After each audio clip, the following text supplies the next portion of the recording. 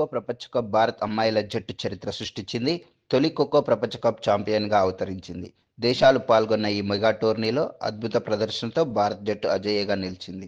దిల్లీలోని Indira Gandhi indoor స్టేడియంలో ఓడించింది. ఈ ఖోఖో వరల్డ్ కప్ ఫైనల్లో భారత్ మహిళల జట్టు 78-40 తేడాతో నేపాల్ని ఓడించింది.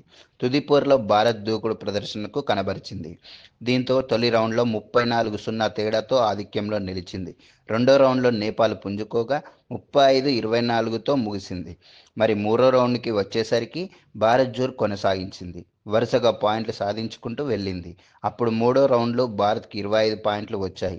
మొత్తానికి భారత్ది 49తో ఆధిక్యంలో ఉంది.